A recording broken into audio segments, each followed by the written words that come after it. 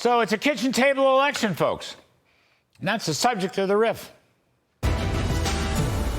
Heading towards the CNN presidential debate next Thursday.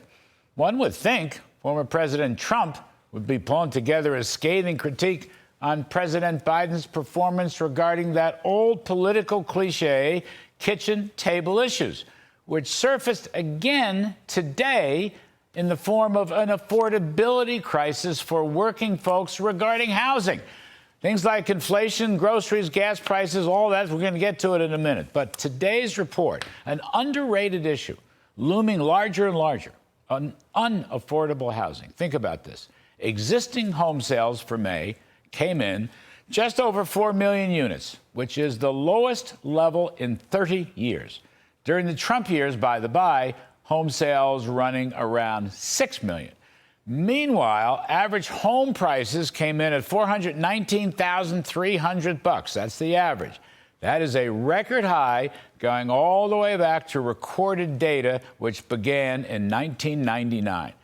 Pre-pandemic, during Mr. Trump's term, home prices were running around $270,000 plus. And one of the keys to the unaffordable housing crisis is the mortgage rate, which has been running pretty consistently around 7% during the Biden years compared to under 4% during the Trump years. Now, it's quite true.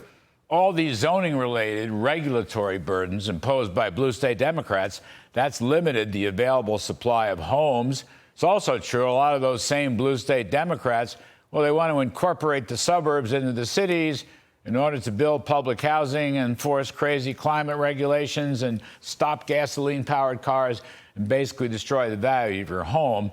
But even the healthier red states, skyrocketing mortgage rates and home prices have made it very difficult, if not impossible, for working folks of any color or stripe to afford to buy a home. And in particular, that includes younger folks.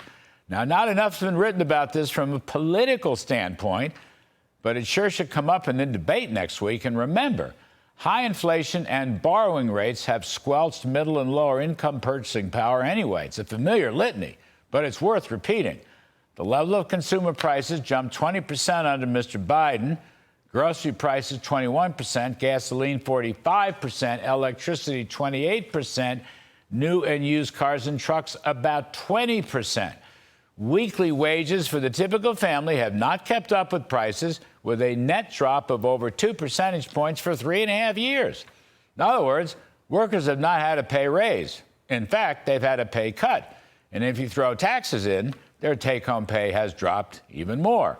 And back to the kitchen table, where in so many families, it's the woman of the house who handles the checkbook and the credit card balances. Whoops. Besides a 7% plus mortgage rate, factor in a roughly 10% car loan, huge insurance costs, plus up to 25 or 30% credit card rates. None of these borrowing costs baked into the consumer price index, but they are baked into the kitchen table affordability crisis. Now, you can't take GDP to the store, but take-home pay, mortgage rates, and a generally discouraged middle class suffering from an ongoing affordability crisis is going to be front and center at the CNN presidential debate next week. You can count on it, folks.